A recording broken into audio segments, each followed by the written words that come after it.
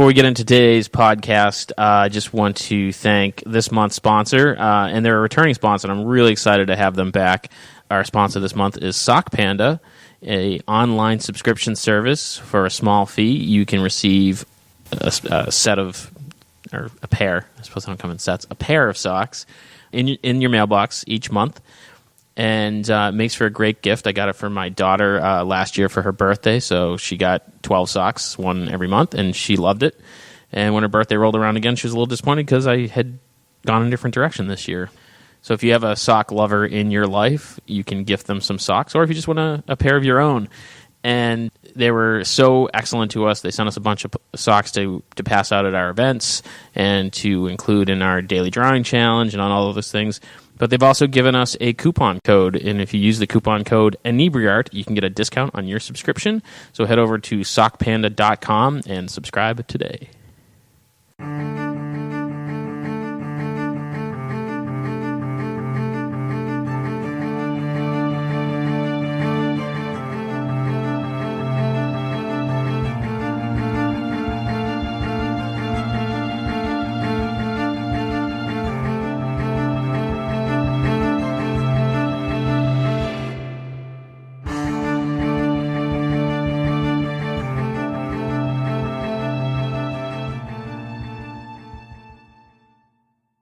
Welcome back, Inebri-ites. This is Andy of the Inebri-art podcast, and we are recording today from the Mayflower Brewery right here in Plymouth. The craft beer cellar, our kind of home away from home, is doing some remodeling, so we're kind of on the move. And it's probably about a year and a half, 2 years ago, our next guest showed up at one of our life drawing events, and a very quiet, unassuming gentleman. And since then, he has just exploded on the local art scene, winning awards, kicking ass and taking names. So, Kenny. Hello. Kenny O'Sullivan, welcome to the show. Thank you. Thanks for having me.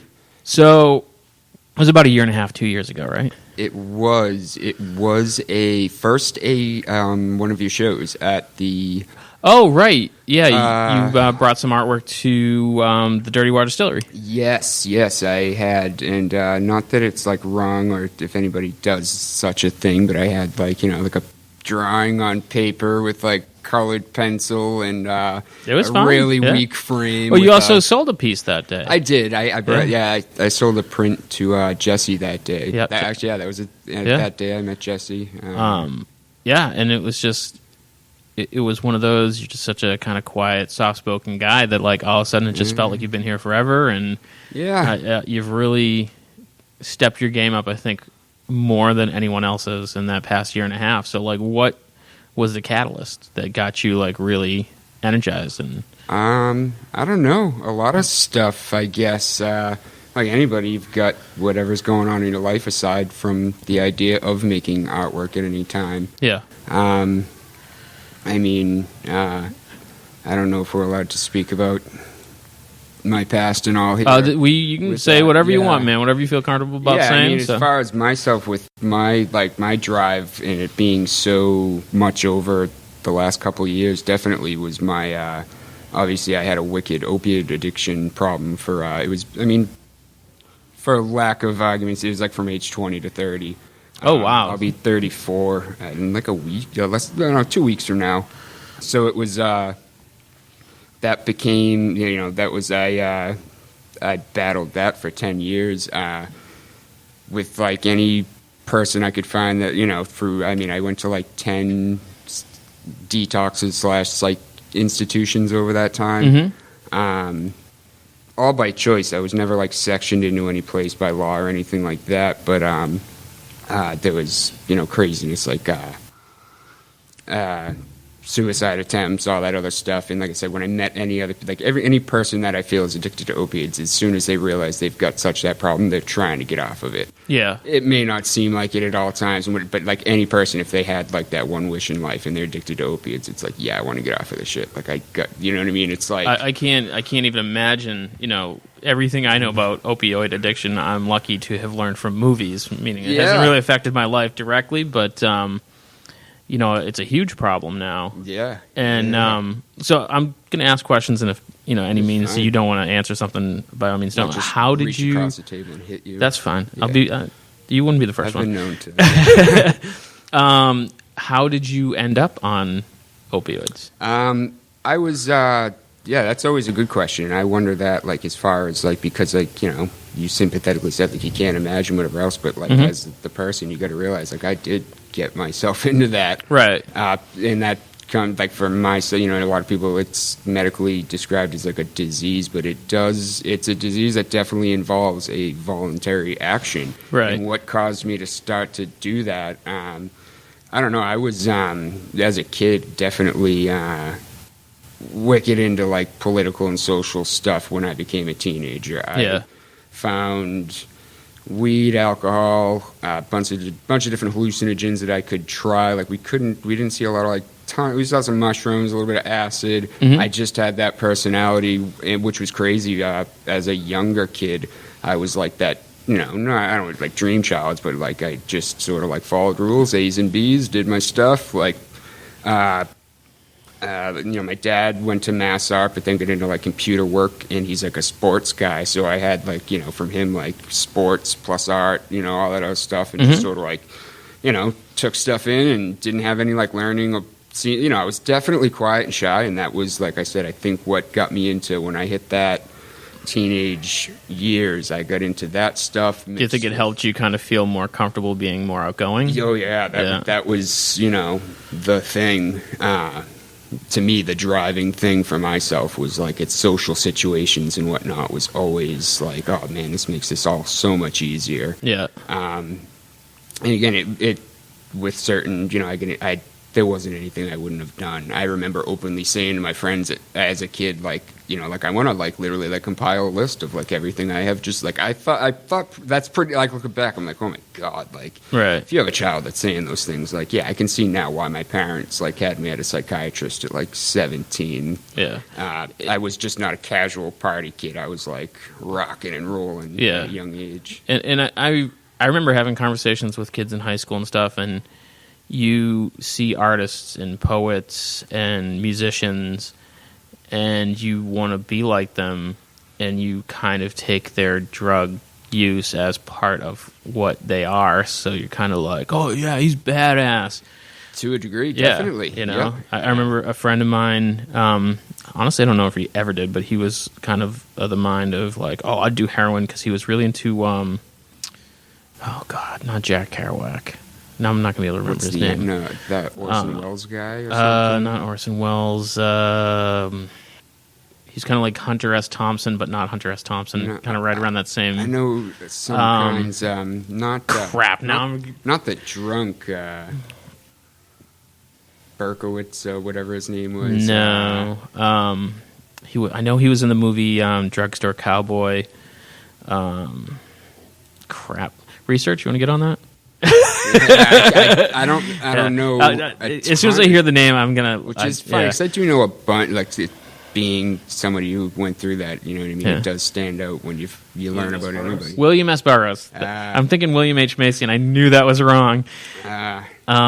So, what was the point where you're like, I have to get off this? Like I said, when I realized it was an issue, I won't like because of the way like my job is, they don't like us to do interviews and all that. Oh, right, okay, technically. So I like, you know, wink, wink, nod, nod. I work with Newman and Cliff Clavin, if you get what I mean. And I was like going to do that one day, and it was like I said, like I luckily had that type of background and had gotten to an age where I like and had a family where it was like I didn't like when it. I knew it was an issue. I hid it from my family and was like 21, had this job that I like, you know, because of the way I was and whatnot. Luckily, I decided not to go to college. I had gotten into a school, and like I remember getting the paperwork for picking dorms and whatnot, and being like, was it an art school? Like, what was your plan to go for? Political science out at UCLA, out in the western part of the state. And I, like, as much of a lunatic as I always was, I was like, I just made like those decisions. Like, I'm going to see my parents throwing all this money down, and they were. My parents are always loving and caring, but not the people to fuck with like, hey, let's go to college and just blow all that money. And like, I didn't pass a single class. Right. So it was like, I knew then, like, that's just not something I'm like up to. And I knew I wasn't up for the work of college at that age. I was just such a kind of drifter, delinquent, you know, partying any time I could, basically. And so now you credit art with helping you stay clean? Yes, and like I said, I was 21, and I remember, like I said, I was at my job one day and was expected to go, you know, start to go do my job, and I called my oldest sister, and like I said, luckily I have that type of family where they're cool with that. Not cool, like, oh, like, no big deal, but they will, you know, she was like... But you can call them for help. Yes, and I could have called any of them, but she's like, you know, she's a nurse, and she's 10 years older than I am, and definitely not like a mother figure to me, but just that one that I could be like, look, like, I'm out of money... Yeah. And I've been doing this for X amount of time, and I got these, you know, I'm cold sweats, like, depression is worse than I could ever imagine, anxiety through the roof, like, and you know what I mean? Like, and I didn't, not that I didn't know, but I was like, she's like, yeah, you're like full-fledged detoxing off of OxyContin. We need to, like, you're not going to die from that, but she's like, it's generally a better idea to go through a detox if you can. They'll wean you down so it's at least more comfortable. And that was at 21, and like I said, that just started this crazy pattern of like this maintenance drugs that they have out there. That was that night I went into my first place and didn't even know what they were giving me, and I don't blame it on them, you know what I mean? You can't blame, like, you know, when it comes to this sort of shit in the end, you can't just be, but I remember going in there and like said bye to my family. They were all so very supportive in, like, you know, the intake room, and then you go in with these nurses and they just were like, hey, put this under your tongue and let it dissolve, and it's this maintenance drug that's the new methadone.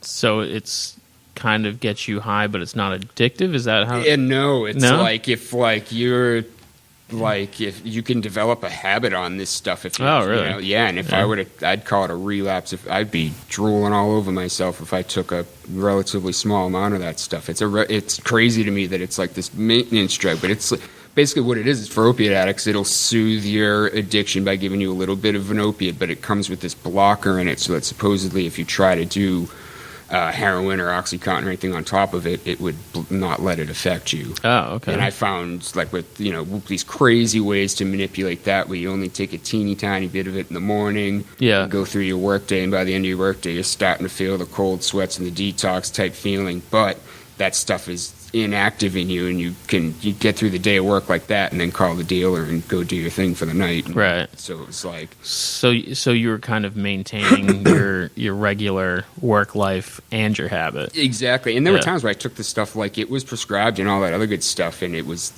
as people can describe certain like antidepressants and things. I was on this awful mid-range existence of like, you couldn't get me excited, you couldn't really get me even that angry about anything. It was just, you were just kind of numb. Yeah. And that's like narcotic numb. That's like this weird, like I said, it's this opiate with a block, so it only goes in you, and it does, like, you have this, it keeps that concept alive in you all the time. You're still taking this thing every day that like kicks in and gives you that like, and it's like it for me just it, and then the problem is to detox off of that stuff is really not any much better than anything else. And I would, you know, I tried getting off. I would, like, you know, for 10 years, I would, almost all my vacations from work were like, all right, this is the time, I'm going to do it. And I would, like, spend 3 days in bed sweating it out, you know. Was the last time, was there something different about it that... There wasn't. That was what I think about all the time. Other than I was lucky enough to have not died out there. I wasn't into using syringes. I had one kid we had to stop off at a CVS for him to get some one time. So there they were, fresh in a bag, and it's that misery loves company type of a thing. He felt like more of a junkie, I think, because he shot and I didn't. And I would try to tell people, I'm like, my life sucks just as bad as yours, dude. I am just as hooked on this shit. Right. The only thing is that, like, immediate overdose concept is more possible when you're shooting. Right. And that kid, like you said, he tried to shoot me up one day, and it actually didn't go, like, into my vein properly and all that, yada, yada, and it was just kind of, all right, like, this is why I just stick to, like, my plan of, like, always sniffing it. And that kid OD'd in the passenger seat of my truck one day. Oh, Jesus. When we came across what we didn't realize was, like, most likely what they call, like, China white. Is that what, like the fentanyl? Is that what that's basically what that kind of is nowadays. It was before it was, like, such a big thing. We at first were like, oh, we got this, like, gray heroin. It doesn't look quite right. And then all of a sudden it was like, he's like, luckily we hadn't left, like, this dealer's house, and, like, they sprayed him in the face with a hose immediately, and he came right back. But it was like, holy shit. Like, yeah. It's pretty crazy. Yeah, yeah. And like I said, this was all like, I don't know, I never did shit wrong in my life up until all of a sudden one age, and it was like, sure. Yeah. So do you feel your artwork? Yeah, sorry, I got to. Oh no! Hey, this is all about like how we got to where we are, and Yes, I think that's an important part of. I can ramble. No, we're an hour long. We ramble all the time. We're actually on point, kind of. That's good. So, do you feel that your artwork is kind of a product of like the hallucinogens? I'm pretty close on that word. I'm going to stick with that pronunciation. And drugs that you've done? Because your stuff is pretty surreal and trippy and weird. Definitely. Yeah. And like I said, I was never into like the syringes, but I actually do have some images that I've done with those just to get that. It's drawing a pile of heroin, almost looks like a pile of poop. Literally. Right, yeah, it's just a white blob. Yeah, it's just like what nobody knows what it is. So it's like it's a nice way to illustrate it, but also like you said, the colors and images definitely come from that. And that was when I actually used to like draw the most was when I would be like all banged up on whatever. And so maybe if I were, you know what I mean, not that type of person when I was younger, maybe I could have done realism, but it definitely went in the direction of surrealism. But it has given you a incredibly distinct style. Definitely. And like, there's no...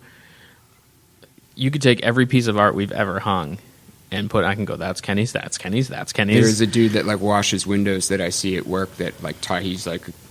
because of, you see the same people all the time. And eventually people ask, and it's like cool now where it's like in the past it was like a similar thing.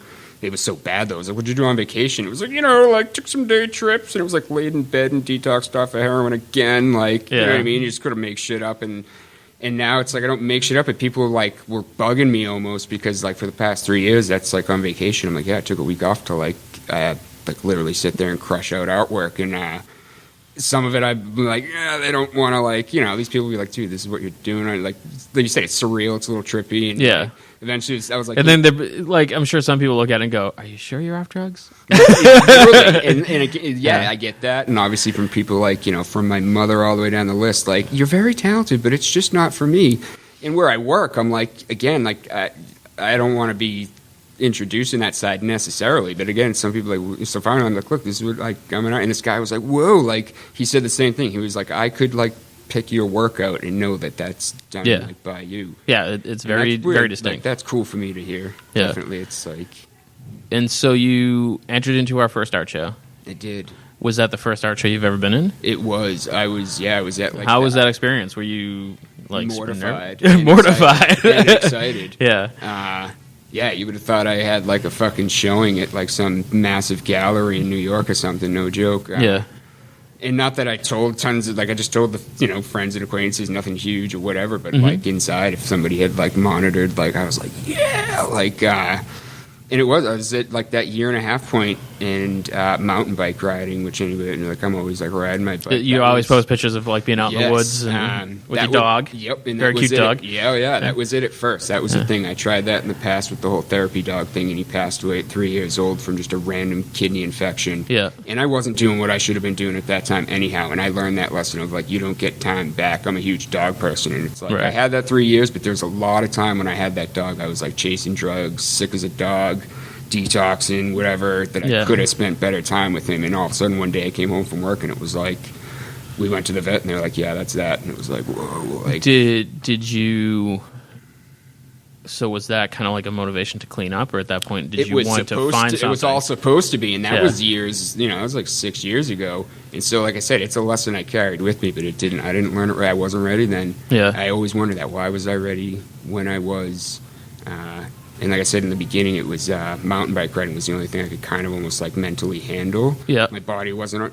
I was barely riding the damn thing. Like, I was still smoking cigarettes then, which I like. 4-year-olds whizzing by you on their bikes. But it was just like it was something to do. I love the woods. I had the dog, and that was like I said. I was like, I'm going to try the dog thing again. I feel ready at it. Fortunately, it has been. Yeah. Like for 3 years and 4 months now, it has been the trick with him. It started off with the bike stuff, and then I saw your thing on Facebook from actually an artist I would never like say, but like an artist from like Massachusetts that I follow that I don't like on a personal level. I've never met the person, but I probably think I wouldn't like them. We'll talk after. Okay, all right. And it was like so-and-so is interested in an event. And I've always been like, I want to fucking be like just not even more successful. It's like I said, I have a day job, and I'm actually. So were you kind of like, if they're doing it, I can do it? Like, yeah, and exactly. Yeah. You know what I mean? I get like, you know. Inebri-art is founded on spite. True, and that's like I said, that's one that it's not a Plymouth Inebri-art person. Yeah. That's the weird thing. I generally really I don't know any other artists, but from what I can generally like find about it, like I said, through like social media, it's like, oh, what a douche. Yeah. And I came down here and I haven't met a single other artist yet that I haven't like the people down here are just it's almost to the point where you're like, this can't be real. They can't all be this nice. I've bought art from them. I've spoke to them in person, which is they've bought your art. Yeah, which is way like I'm way more into that. If I can actually. All right, name names. Who's your favorite Plymouth artist? I mean, I bought a piece of Tina Scott's. She's great. Yeah. That's right. Yeah, that was that won an award at one of our shows. Yeah, she's great. I want to talk to Jim Roselle about one of his paintings. Oh, his stuff's so good. Oil paints, and I've fucked with it for like 15 minutes one time. Always liked his stuff, and then he went like to the point where I'm like, whose stuff is this? Because he always did kind of like very realistic representational type stuff, and then all of a sudden there's like this weird self-portrait abstract. Did you see that? He did that for a couple of weeks there. Some stuff he was throwing on Facebook he was working on shading and whatnot, and it was like I loved some of that. It was stuff. Bizarre, and like one of them was like a face, but mangled and with like. Oh no! But like the one I'm thinking of is like if you look through the face, there was a landscape. See, that guy's incredible. Yeah. Like I think his stuff's amazing. And that's what I mean. I get to meet these people and talk to them, and we all have shot the shit over different. And I remember going to drop my artwork off at that first thing, and there were a few people sitting over there talking. Yeah. I can't even remember who they were, and you were all like, "Yeah, these are like a few like they're just having." And I was like, "Yeah, fuck that." And I ran up. You're probably like, "Yeah, all right." I was talking about intimidated. I was like, "Fuck that." I don't know, like you know what I mean? I'm like, they're all like collegiately educated art people, and nope. I mean, that's what I mean. It's like, and even if they are, it's like I've met those people here that are like well educated in certain art forms, and it's like they're not there's no intimidating or mean. There's no one's pretentious. No, everyone wants to see what you're doing. Been like like you said, almost like it's insanely inviting. And helpful. So that's and that goes along with a lot of that shit. For 10 years, I was associated with people that I didn't do art, and we certainly weren't like I don't know. Helping each other to get to better levels in our lives in any way. Right. So to have any of that in the most basic small form sometimes, I've, you know what I mean, like driven away from life drawing wherever else being like, like you said with the art, it's like, yeah, like this, It's funny, life drawing has become my opportunity to draw because I'm usually so busy with the podcast and promoting stuff. And so it gets to life drawing and I'm like, oh shit, I get to draw. Yeah. So it's almost like I have to rediscover like, kind of that headspace that I need to get into to draw, and some nights I can't. Oh, no. Yeah, that's a terrible feeling. Yeah, well, I don't draw enough. That's part of the problem. Yeah, yeah. So you entered into the Pembroke Art Show. I did, and you won a ribbon there. Yeah, first time the ribbon's ever been like you're in the record books now. Like, you were the first winner of this award. Yeah, true. That's true. They created a creativity award, and I'm the first one who's ever been. The crazy thing is also from all those, like, all those years I, like, tried, that was part of the problem with the opioid addiction was, like, this big push towards, like, AA, NA, stuff like that. And I tried a lot of that stuff for years, and I don't dislike that sort of crowd or that, that organization, how it works, and it can be. I'll even stop in every so many months and say hi to a lot of people that I've known from there and whatever else. But I had gone to tons of meetings at the community center in Pembroke on Sunday mornings. For years. No kidding! Yeah, that's right. That's the most miserable conditions of my life. And then I got to go pick up a ribbon there, and I was like, "Wow, this is that's fair. That's really like that's funny." I spent some. Like real bogus Sunday mornings in there trying to clean up my act, being all like, none of that. Oh, that's awesome. That must have felt great then, getting that ribbon. It was pretty different. Like, I don't get like a horrible like, oh, it's that building. I got to walk in there kind of like, well, this is fucking different. Like, like walk out victorious. Yeah. Head held high. That's awesome. I really enjoyed it because walking around, yours was the first piece that I saw. Yeah. Because it's Kenny's piece. It's bright. It's bright. It's very distinct, and there's a ribbon next to it. I'm like, holy shit, Kenny won something. That's awesome. And then I just kept walking around and been like, oh, well, Kat won something. Oh, look, here's another Plymouth person that with another, and it was just like, it was such a cool feeling to see all the people that support us doing so well. Yeah. I like, that's the other thing with everybody. Like I said, I've bought art from other people, and, I would expect people from that crew to be winning ribbons a lot of the time. Yeah. It's like, like Lisa Parker, I bought a print from her. Her originals go, you know what I mean? Like, and on some of them I've been like, holy shit. And these are the people I met before I ever saw their artwork. Yeah. And that was kind of cool, too, because you meet these people, they're all wicked nice and whatever else. And then you see something they do, and you're like, that's fucking amazing. Yeah, it's cool. Yeah. So, I don't know, I never would have thought that close to my home, it's like, holy shit, there's a lot of people out there doing cool shit. Yeah. And so then you entered another art show in, was it Quincy? Yes, Quincy. And you won another ribbon there. Yes. So you're like just winning them all. Yeah, it was a, what do they call it? Was it honorary mention? Honorable mention, yeah. Yes. So that was cool, definitely. Nice. That was definitely one where it was like I was one of the younger artists there, and definitely like outside of, I don't know, what do they call it, fine art. And shit well, like it's that. still fine art. It's just not traditional. Yeah. It's not the still lifes and, sailboats and the stuff that everyone does. Which I think it's great that they're honoring it at all. Because most of the time,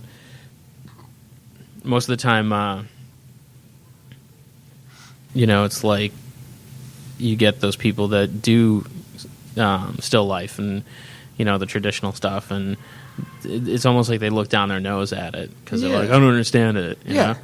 And I was like, somebody had told me to put into that show for that. They're like, there's like nobody else that really puts in anything that's that kind of of a pretty wild style. So go for it, throw it in there. I was like, That's what I like about our shows is we get like such a crazy variety. Yeah. You just never know what's gonna. My favorite time is the drop off.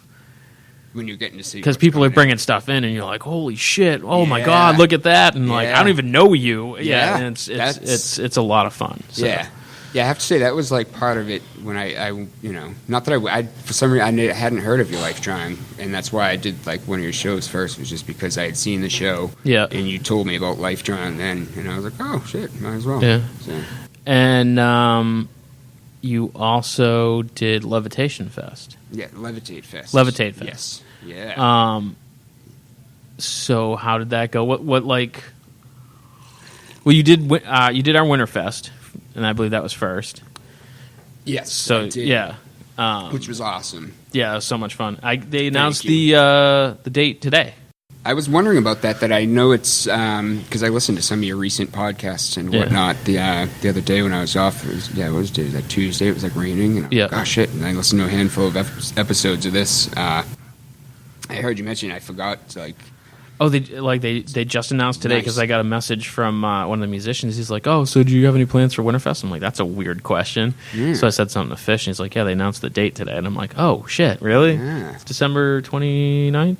Yeah, December 29th. So we're definitely doing something again. Nice. Exactly where and what, I don't know yet. But, we'll let you know. Yeah. And I'll be around. Yeah. It's last year was so much fun. I loved that. Yeah. That was really like the first time I got to set up like a little booth thing or a table or anything and just sort of sit there with my crap and let people come by and say things. There was my favorite moment of that was some guy guessing late 70s, early 80s. Yeah. And looked at my stuff and was like, he was cool. He was laughing and like, wasn't like being rude, but was like, and I think he was trying to ask me if I did either LSD or MDMA, but he was just, you did a lot of that stuff and named a bunch of weird letters in a row, and I was like, I sure did. So, I did. People that age could have possibly done a lot in the 60s, and it was kind of that cool, I would sadly, I might assume a dude that age might be like, "What the hell is going on there?" Instead, he was like, "This is cool." It all depends on the dude, you know. Some dude's gonna be like, "Oh shit, I remember that guy." I like stuff like that. That was my first interaction with people coming by and actually be able to like look at my. Have crap. you had any negative interactions? No, and I think I mentioned that to somebody about like Levitate. Somebody asked, and that was like arguably like the coolest 2 days of like the past, of my, I don't want to say my life. Life's got a lot of great stuff in it and whatnot, but as far as me trying to push my art and stay away from the heroin and the OxyContin and all that crap and actually finally, seem to have figured that out and then actually present myself for 2 days where it was like that for 2 straight days I just had people approaching me because it's that busy there. There's so many people and you're not, like I said, I had one kid. I overheard him like talking to his buddy about how he thought one of my pieces was overpriced and yada yada, and it like. But that is every piece of art, and exactly, that's not. I couldn't have cared exactly. Like I have an argument as to why that one costs what it does, and I don't even care to tell you, kid. Yep. And I say he was younger, and I. Even if it were an adult, it's like, whatever, man. Like, then don't buy it. I don't care. And at that point, I had actually all I was doing was shooting to make. The cost it was to be in that spot for the 2 days, and I was over that at that point, so I was one of those like, you're like whatever, like, okay, kid, I'll actually take that thing and like hit you with it and destroy it at this point and not ever sell it for any money at this point. I was so happy, so I was like, whatever. Yeah, but I mean, that is a very common thing that happens. Yeah, and I would never hit somebody with anything. You just threatened to punch me across the table for asking you a question. That's different. It is with any art, and I've bought art too that I'm like, I'm willing to pay that. It's just what it is. And there's been plenty of art that I'm like, I would like to buy that. I just don't have that kind of money. Yeah. So, and I got plenty of that there. And again, that was like, just like 2 days worth of like that Winterfest situation of just sitting there and people coming up and meeting. Like, it gets hard to hear that when you're not making money. Like when you're trying to get to the table and people are like, oh, it's too expensive. Then you're like, fuck you, get out of it. Yeah. But when it's going well, you're just like, hey, thanks for appreciating it. Exactly. That's and I could definitely see that if things weren't selling, like, all the compliments in the world, it's cool. And I'm not, like I said, I have not like profited on the concept of art yet. Like I'm definitely in the hole. Yeah, I don't even buy expensive art supplies, and I am like in the hole from just like having to buy the canvases, frames, and stuff like that. One day, I'm sure I will get. I know very few people who got into art being like, I'm going to make a ton of money. Exactly. You get into art because you just kind of have to do it. It literally, for myself, like you said before, it's been like for a while. It was like riding a bike in the very beginning, and then it was the combination of that now with making art, and it's like. You could argue that it's almost like an addiction. I get a little cranky when I don't get my drawing time. And I do paint and then draw over the acrylic paint, whatever else. So I call it drawing, but I do paint a little bit. Yeah. And you took up screen printing. I did. I've learned the process. At Inky Hand Studios? Yes. Kat was brave enough to take me on as a student for the 12-hour course. Yeah. And, What'd you think? I like it. Yeah, I'm weird about like I never went to art school. I didn't like art classes in high school necessarily. I just kind of wanted to be like, here's like a spot to. Like, this is what I'm doing. Yeah. And I had some art teachers that were like, that's fine, and then obviously some were, and I did learn some decent. Some stuff I suppose but it was like I'm not into like It's douchey, but I'm like, yeah, fuck you, I don't want your instructions, basically. Yeah. And that's my personality in life. It got me into 10 loony bins. It's like, you know what I mean? So you got to eventually kind of drop the ego when it comes to a lot of that shit. It's tough because, like, a lot of people will have their style. Say they draw, like, an anime style. Yeah. And you're trying to teach them how to draw photorealistic, and they're like, well, I don't draw that way. Yeah. And then you have to try to convince them that if you learn to draw this way, it will help you draw your way better. Which is literally why I go to figure drawing. Yeah. I've never drawn a model that even looks remotely close to one of them, but it's my attempt to do it that will always lead me to better, surreal stuff. Yeah, it helps you do your thing. muscle memory. Definitely. Just kind of gets it breaks. If I keep drawing the same stuff, I will develop that where I literally can only do that. Right. With my eyes closed, I will just make the same motions basically. Yeah. But if I go to a figure drawing, it's forcing me to draw stuff that I would normally not obviously try to. And that's, like I said, that then helps me with other stuff. But so, do you have plans for other art shows or festivals? Like, do you have anything on the horizon that you're looking at? I don't. Winterfest. You're going to do Winterfest. They will be, from what I understand, I'll be doing Winterfest. I'll be, like I said, I'll be around for that. And no, I don't have any big plans. I hope to do Levitate again next year. And also, I'm looking into, now that I did that, people mentioned there's a lot of other festivals around that I can jump into. Oh, yeah. We were at Martha's Vineyard Craft Beer Festival, which you wouldn't think of, but they still have a few vendors, you know, so there's all sorts of different things, and sometimes there are ones that you're going to kill at, and there's the ones you're going to do that you do nothing at. Yep. It's going to seem to have no rhyme or reason, but Yeah, and Levitate was one where mine did well, and that's almost like, I wonder, that's not always the best thing, because it was my first showing where it's like, I could do one where it's like... Which is weird, because if you were like, Andy, do you think I should do Levitate? I think of Levitate as like pot leaves and tie-dye. I'd be like, I don't know if that's your crowd. No, and I was leaning definitely away from it, and that is why, like I said, this whole Inebri-art thing has been better for me than anything as far as... from going to your show and then going to Life Drawing, I met Eddie and Jesse, and then went to visit them at their shop the day of Winterfest.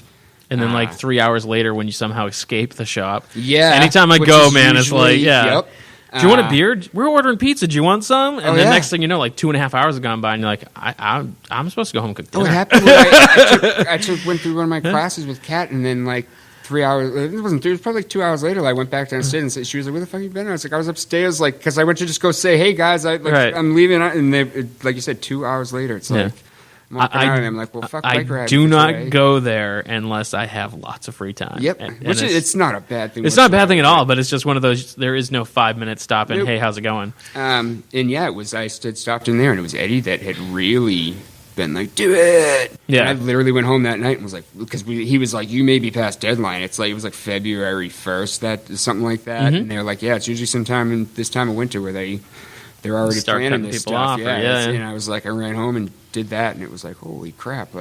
Once it was, I was like, I can't believe I was really probably not going to do that. That was cool. And sometimes it's a combination of taking the risk. Yep. And when you do take the risk, don't beat yourself up when it goes bad. Because it's going to happen. You know? We've done horrible events that no one show up for. Yeah. And you just have to be like, bah, we tried. And, try not to beat yourself up over it. Yeah. And that will, it happens to everybody. The more I get out there, I'm sure the more I will experience that. And I feel like the more you do, though, the more those kind of become less and less. Yeah. Because you get a feel for what's going on, what people want, what you want to do. Yeah, which ones are better for you. And it's the same thing with even ribbons. I'm not going to win a ribbon. I just, you know what I mean? Every time I put a piece in a show, it's not going to be winning ribbons. You're already on the list of banned ones. We're not giving you the trophy. That's cool. That's fine. And it's like... That honestly, when we started the art shows, we're like, we'll do trophies. And then it's like, we're going to pick the winners. And now it's like, this job sucks because these are, it's so hard to pick the winners. Yeah, I like the fact that you guys let the crowd do that, the viewer's choice. Yeah, the people's choice. That's always cool. I like that to see the random crowd that does come in gets to pick what was overall they thought was the best. That's kind of cool. And then we've kind of developed over the 3 or 4 that we've done kind of little system where it's like the 3 of us that pick will kind of pick 5 or 6. And then we'll combine and be like, okay, well, these 4 are on everybody's list. So those are the 4 that we're going with now, kind of which one's which. Yeah. So that has worked well for us. But, we may have to put some restrictions on the next one. We had 73 pieces. 73 pieces. I remember that, like, hearing about that. It You was guys crazy. being like, yeah, that's insane. Yeah. Which is a great thing. But Oh, it's a great thing to have, but it's like, I'm like, well, we're going to have to put size restrictions because some of them were just way too big. Yeah. I don't mean way too big for the piece, but just when you have 73 pieces and some are like 3 foot by 4 foot, you're like, just shoot me. Shoot me in the face because I don't know where I'm putting this. Yeah. And some people put in a lot, which is great, but we had 34 artists, I think it was, submitting stuff. So even everybody put in at least 2. Right. So even at like 2 pieces, you're just like, that's a lot of work. It is. So. And like the way you're, it's like you got to set it up in that place for just the weekend type of thing. So that is hard. Yeah. When it comes to that much. Yeah. This one was almost more than we bit off almost more than we could chew because I think we opened at noon and we were set up at 1. Yeah. But it still worked out. We had a great time and we're definitely going to do it again. So you said you paint and you draw on stuff. You also do some digital work. Like, kind of, what's your general process? Now that we've talked about everything but, your actual art. Yeah, that's true. Sorry. No, dude, these are... That's where it comes from, yeah. I guess.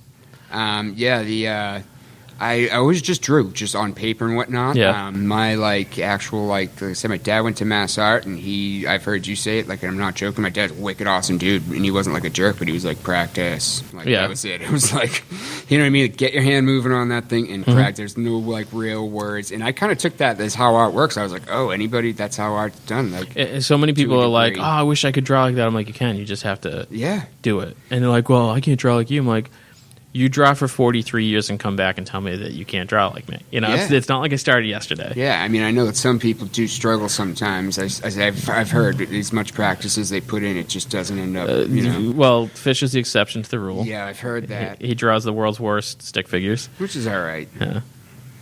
Yeah. No, but, yeah, it was just... That's why we give him a camera. I was just going to say, he's got a lot of other capabilities. So, always drawing, messed around with paint from in school, little art classes, whatever else, and was like, I hate this stuff. I just don't work well with paint for some reason. I was way more into drawing, but never I don't know. I was a sports kid, like I said, so I did it. But while playing all kinds of sports and there was never anything serious. And my grandmother gave me how to draw comics. Marvel with Spider-Man and all that in there and all that stuff, and that is arguably my biggest influence of how I draw. And if you look at my shit, it doesn't look like Marvel comics. No, not at all. No.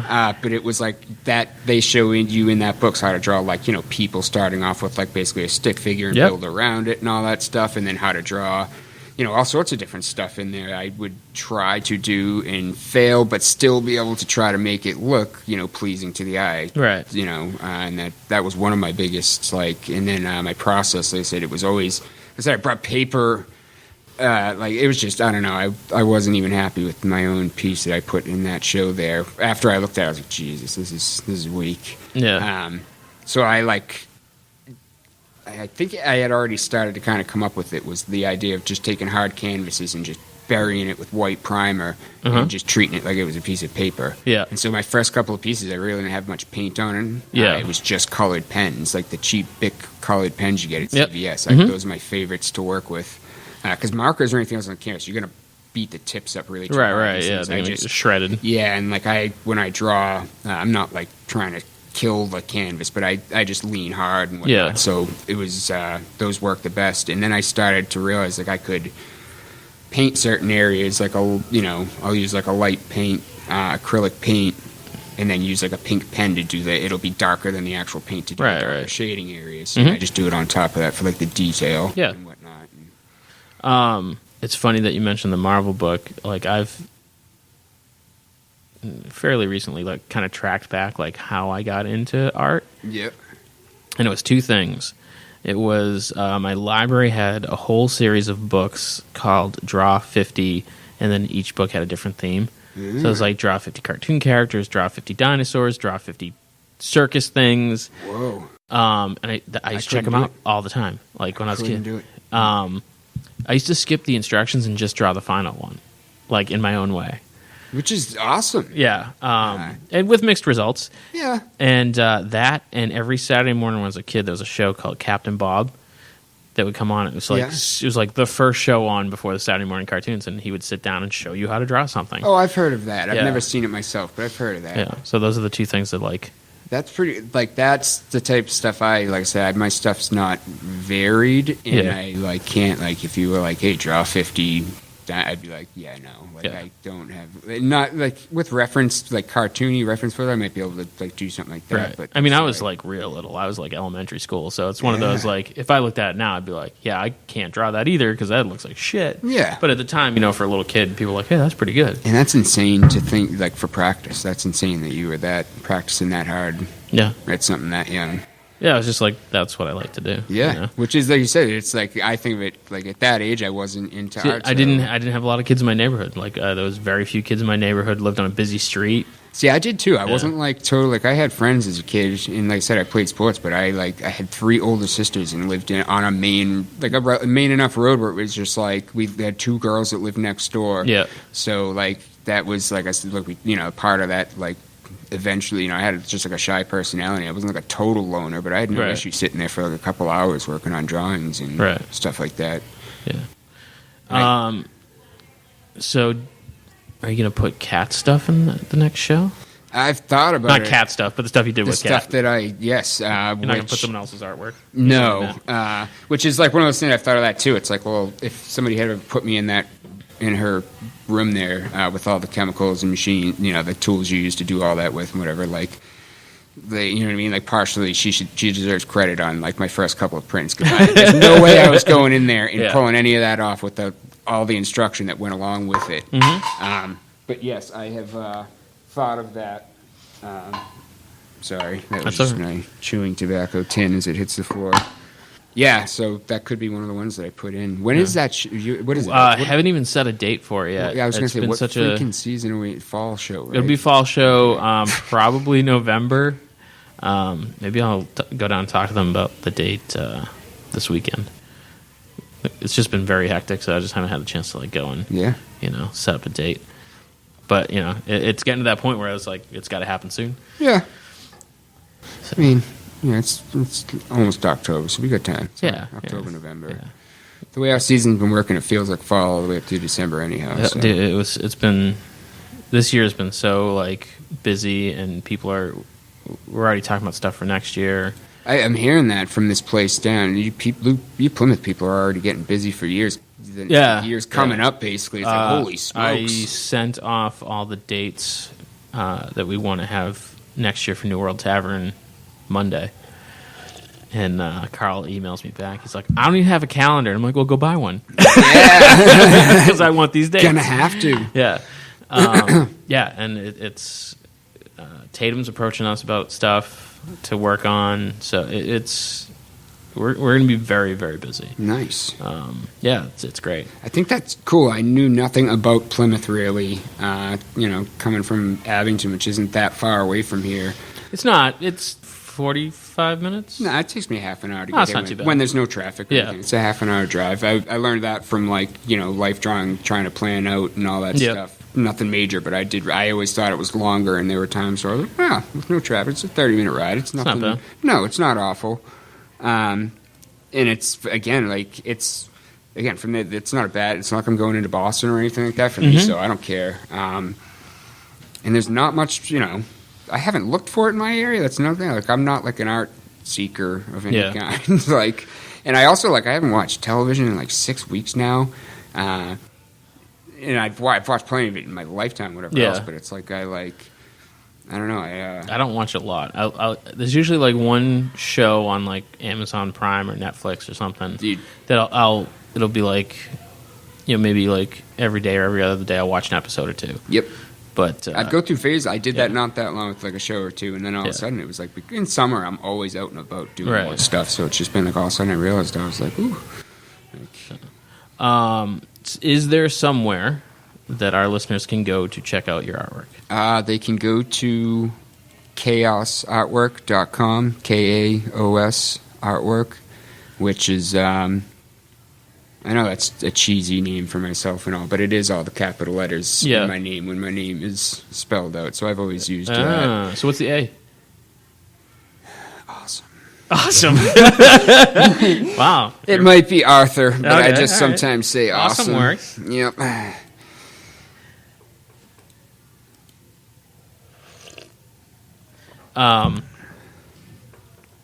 So they can go there. Do you have like a Facebook or Instagram for your artwork? Yeah, I got an Instagram, KAOS.the.artist. And my Facebook is, Kenny KAOS O'Sullivan. I'm on there, so people can find me there. Nice. It's funny that you mentioned that about your initials. So when I was having kids, my ex-wife, for some reason, loves a double middle name. Yeah. So wanted one for my son, but I'm like, no, middle names are stupid. Yeah. So we decided on one. So he's got one. But then it got to my daughter. She's like, I really like Olivia Rose for a middle name. And I'm like, okay. And she's like, that was awful quick. And I'm like, yeah. What is it? What are we spelling here? Her initials read Zord. Nice. Nice. Yeah, I'm like, that's perfect. I'll do that. That's what I mean. It's like one of those things. It's like, Yeah. I don't know. Like most of the times, like you're assigned your name and all and whatever else. But I'm like, sorry if I'm going to spell that out and I'm going to like make artwork. I'm writing that on there. It's like, and my, it fits. I've been pretty disastrous for a while. It's nice to enjoy life now, but it's like, Well, we're glad that you've found us and found a stable place. Yeah. And thanks for coming to talk to us, man, and being so open. Hopefully, we've had some really heavy interviews, and we've had people reach out. I've listened. Yeah, we've had people reach out to the people on who been like, oh, that touched me, or that helped me. So my thing is that it's not, like I said, there'll be people out there that have I think for a long time that told me what recovery was gonna be, and I really found it for myself. Not so intentionally. Again, it was just like, and now it's like I've really, especially now it's been a while. I'm like, wow, this has really been this has kept me going. This is cool. So. Nice. Well, I'm glad we could help a little bit. Yeah. And, that's what life's all about. It's awesome. Yeah, we can't wait to see more of your artwork. And thank you for having me here. No problem, man. Yeah. So we're going to get some, I'm going to get another beer. So thanks for listening. Thank you, guys. All right. Thanks for listening to our podcast. Don't forget to check out our other podcast. There's the Bar Talk podcast. There's Old Colony Cast. And, of course, the Inebri-art podcast along with Jam Packed. You can find all those on Stitcher, iTunes, SoundCloud, YouTube, pretty much anywhere podcasts are found. If you're on some sort of service and you can't find it, let us know, and we'll help you out and or add our podcast to that too. You can contact us at Inebri-art@yahoo.com and follow us on Facebook as well as Twitter at Inebri-art. And feel free to send us some tips, ideas, advice, hate mail, whatever it is, you can get us there. And again, thanks for listening.